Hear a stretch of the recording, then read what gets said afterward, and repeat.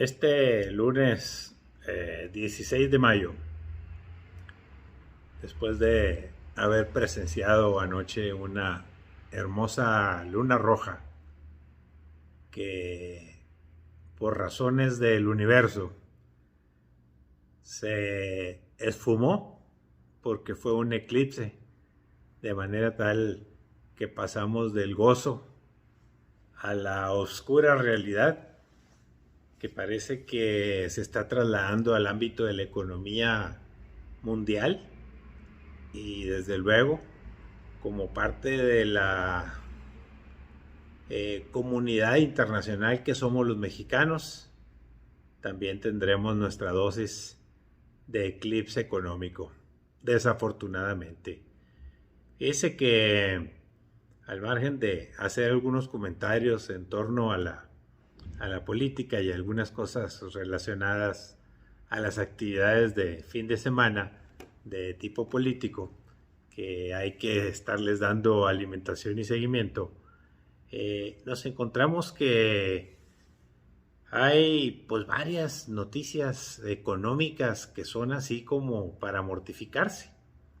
Veía el periódico El Universal, ahí puede ver usted una nota donde recuerda usted que el gobierno de México acaba de comprar una refinería que se llama Deer Park,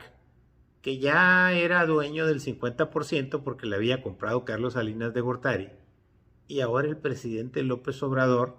compró el otro 50%, entonces ya somos dueños de esa refinería, lo cual pues era para festejarse porque al tener una refinería ya terminada íbamos a mandar petróleo y entonces íbamos a tener gasolinas más baratas. Y con la guerra de Ucrania, o más bien con la guerra de Rusia invadiendo Ucrania de una manera brutal, y que es algo que no se detiene y que va para largo y que sigue afectando a los mercados y a la economía y a todos, pues fíjese que en la refinería de Deer Park, dice la nota del Universal con documentos y dictámenes en mano,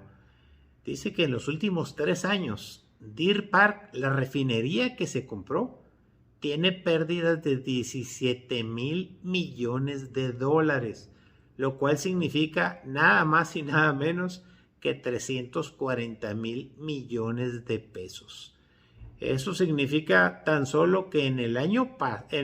antepasado, es decir, en el 2020, se perdieron 8,113 millones de dólares. Y el año pasado, en el 2021, se perdieron 6,749 millones de dólares. Imagínese qué manera de tirar el dinero a la basura, literal.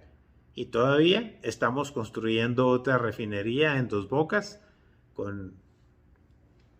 montos y costos muy grandes, obviamente con la buena intención, que quede claro, con la buena intención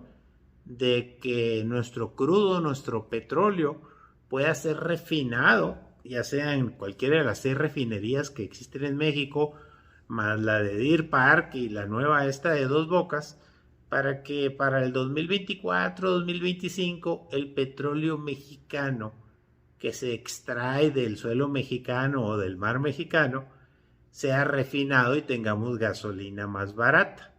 Sin embargo, la lógica nos dice pues que salimos perdiendo, simple y sencillamente por una razón muy fácil, que también otro periódico, que es El Economista del día de hoy, si usted lo ve, dice que es una realidad que pasamos del festejo o de la fiesta donde se anunció que había ingresos extraordinarios por los nuevos precios del petróleo mundial, pues estos se nos fueron entre los dedos, así como cuando agarra usted arena y se le va entre los dedos. En este caso agarra usted petróleo y se nos fue entre los dedos. Pues ahora resulta que por ese problema de la guerra y por el incremento del crudo del petróleo, pues el precio de la gasolina que nos refinan en Estados Unidos subió 61%. A eso la estamos comprando. Y resulta que el incremento por ventas de petróleo fue del 45%. Lástima, Margarito. O sea, salimos perdiendo. No cabe duda que cuando no se es hombre o mujer de negocios, no se puede gobernar un país queriendo hacer negocios cuando no sabes hacer negocios. Sin embargo, hay una sombra negra de una posible recesión económica mundial. Esos son malos augurios, pero para todo el mundo, no solo para nosotros. Y se empieza a asomar, veía unas noticias ayer en la BBC de Londres, en la que China, por primera vez, tiene una caída impresionante, ya no solo en su Producto Interno Bruto,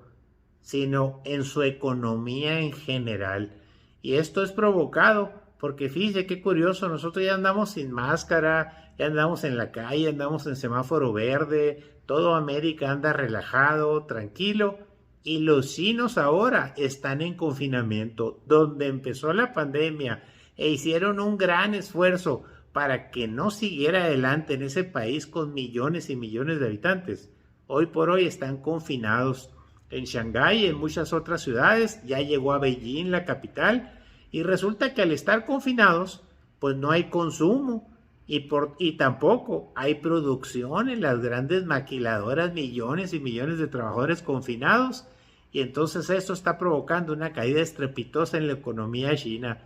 La mala noticia es que nos lleva entre las patas a todos, y esto va a tener unas secuelas o unos efectos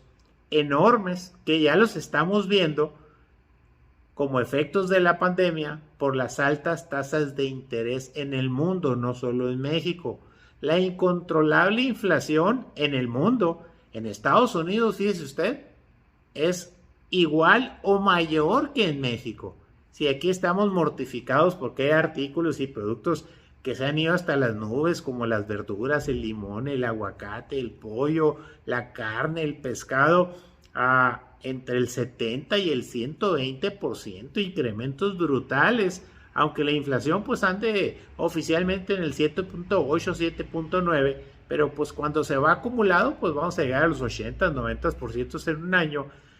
Esto nos está generando un caos. Y si a esto le sumamos que hay un caótico estado de las finanzas públicas en México, es decir, tenemos un déficit, pero si le sumamos que por las políticas de pandemia del gobierno de dejar morir a las pequeñas y medianas empresas, pues ahora nos enfrentamos a que tenemos graves problemas en la producción, hasta de cuestiones básicas. El presidente de México hizo un llamado el día de ayer a intentar que con su programa ese que se llama Sembrando Vida se produzca maíz, frijol y lo más básico para poder tener autosuficiencia alimentaria, porque ya estamos importando granos de muchas partes del mundo. Por eso las cosas están que arden. Así de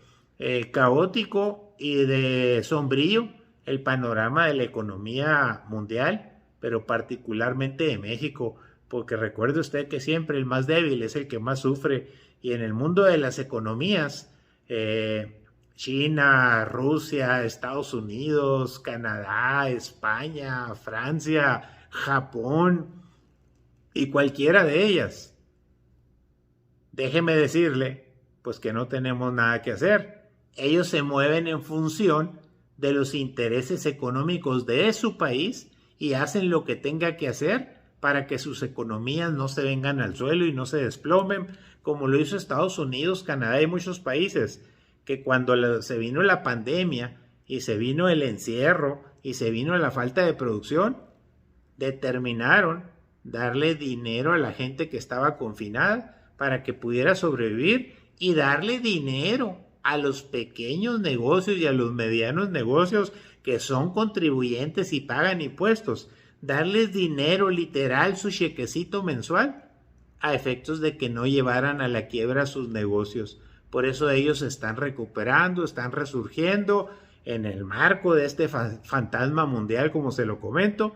pero están saliendo adelante. Sin embargo, aquí en México se tomó la decisión de dejar morir a los turisteros, a los comerciantes, a los restauranteros, a los productores agrícolas, a los pescadores, a los industriales, a los exportadores, a todo mundo se le dejó morir. Aquí se dio privilegio a la política y a la política y a la política, a la división, a los ataques, a los enemigos, a los adversarios, política, política y más política, pero se les olvidó la economía. Y hoy por hoy pareciera que el presidente de la República le está cayendo el 20.